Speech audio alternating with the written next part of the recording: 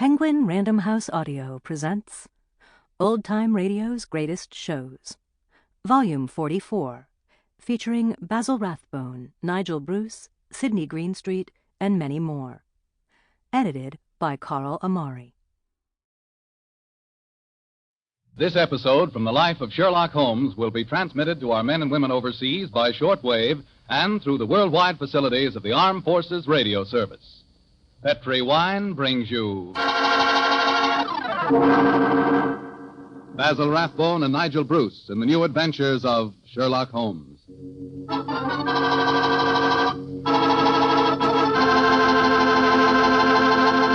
The Petri family, the family that took time to bring you good wine, invite you to listen to Dr. Watson tell about another exciting adventure he shared with his old friend, that master detective Sherlock Holmes. I suppose your dinner is well over by now, so now's the perfect time to get out a bottle of that swell Petri California port. You know, Petri port was just made for a time like this, after dinner when you're just taking things easy. If you've ever tasted Petri port, you know what I mean. It's a hearty, full-bodied wine with a deep red color and a flavor that's just about out of this world. I think that if you had only one wine to choose and the whole world to choose from, chances are you'd pick port. Petri port. That's how good I think it is. That's saying plenty, I know, but I think Petri port will easily live up to all I say about it. Try it and see, and share it with your friends. You can serve Petri port proudly because the name Petri is the proudest name in the history of American wines.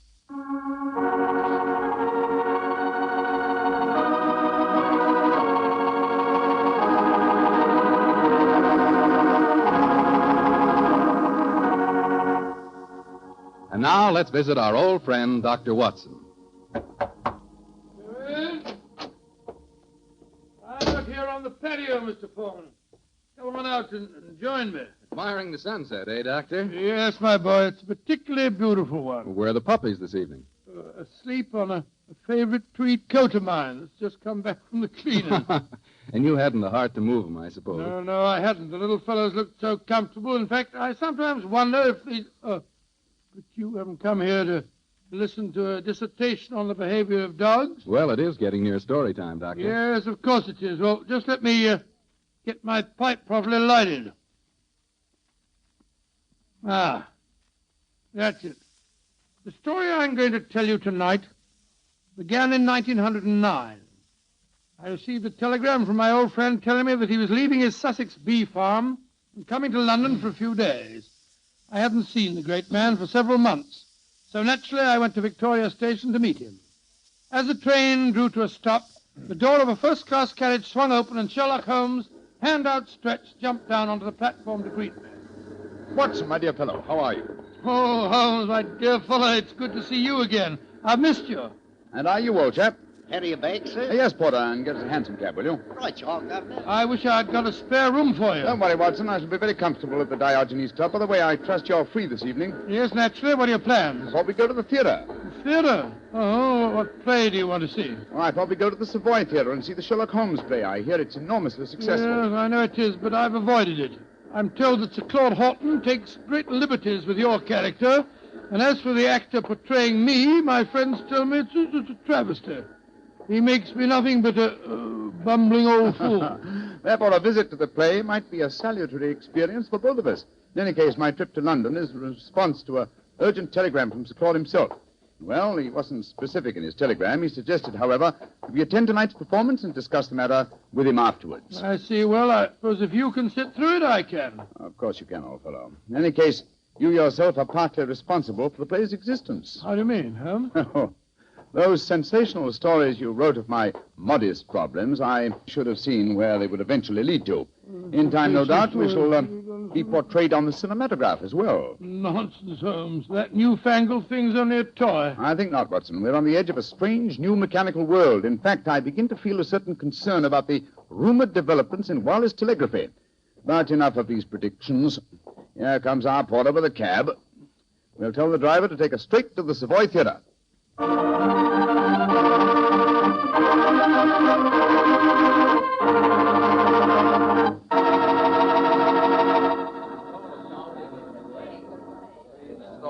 Just look at that line of people at the box office, Holmes. Very flattering, old chap. Well, possibly, but I hope it doesn't mean that we've got to wait our turn and... Oh, excuse me, gentlemen.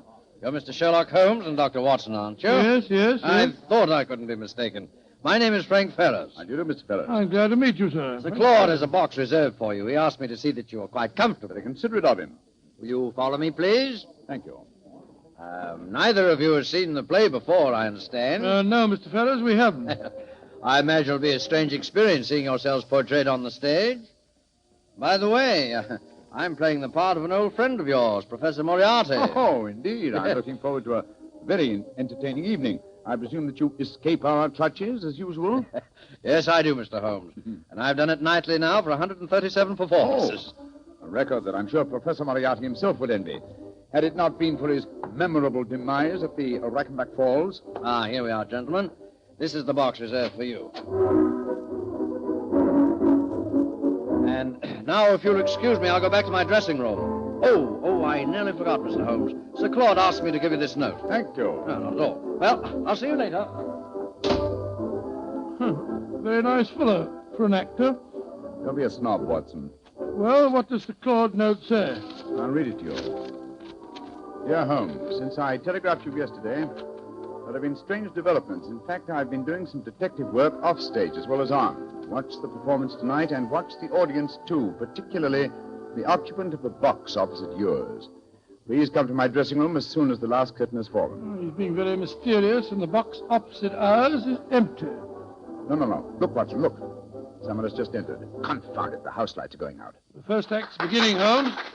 The first act, yes. Well, sit back and relax, old fellow. Let's see what they've done to us.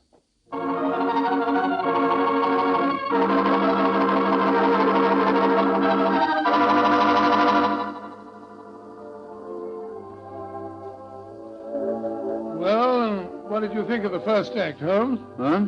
Oh, the first act, yes. I was examining the occupant of the box opposite ours. An attractive young lady, alone and unusually preoccupied in her program. In fact, one might assume that she was trying to hide her face. Yes, but the play, don't you think it's ridiculous? Just imagine a crown jewel being stolen from the Tower of London. Why not? It's been attempted many times. Anyhow, you must admit that the actor who's portraying me behaves like a blithering idiot. And Sir Claude's interpretation of you is pretty far-fetched. Far-fetched, but flattering, Watson. What poise, what suavity, and what a voice. I find myself thoroughly entertained. You're a strange chap, Holmes. No accounting for your tastes. Look, Watson, look. The back of the box over there. Good Lord, I could have sworn a man dodged behind the curtains. I don't think the girl saw him, though. Looked like a foreigner. I think as the young lady's alone, we'll take the liberty of joining her. Oh, dash it, there go the lights again. The second act starting now. And sit down, old fellow. We don't want to attract attention. We'll join her during the next intermission. Who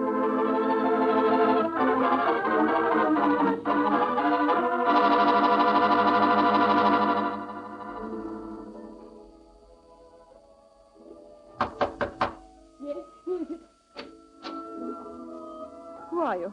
What do you want with me? My name is Sherlock Holmes, and this is my colleague, Dr. Watson. How do you do, young lady? I hope you'll forgive this intrusion, but Sir Claude requested that I keep an eye on you during the play tonight. Please come in and sit down, won't you? Thank you. Oh, this is very kind of you. You must forgive my abruptness just now. When I've just been watching Sherlock Holmes and Dr. Watson being impersonated on the stage, it's rather startling to have the real couple walk into my box. Yes, I quite understand. By the way, just before the curtain went up on the second act, I thought I noticed a man come into the back of this box and then disappear again. Were you aware of his presence? No, I didn't see him. But I know who it is. He's been following me for weeks now. Perhaps you'd like to tell us about it, Miss... Henshaw. Alicia Henshaw. Yes, I would. As a matter of fact, that's why I'm here tonight. Sir Claude Horton's an old friend of my father's. I went to ask his advice. He did some investigating himself for a few days, and then he found himself a little out of his depth, so he decided to telegraph for you, Mr. Holmes. We were going to meet in his dressing room after the performance tonight. Splendid. And now, Miss Henshaw, what is your story? It's a strange one, Mr. Holmes, though I didn't realize just how strange until I first saw this play a few nights ago. You see, my story concerns a stolen ruby. Good Lord, and tonight's play revolves around the same thing. Exactly. I might as well tell you how it all started. My brother's an officer in the British Army stationed in Egypt. Early this year, he saved the life of a very important native personage in some uprising in Cairo and was... Sample complete. Ready to continue?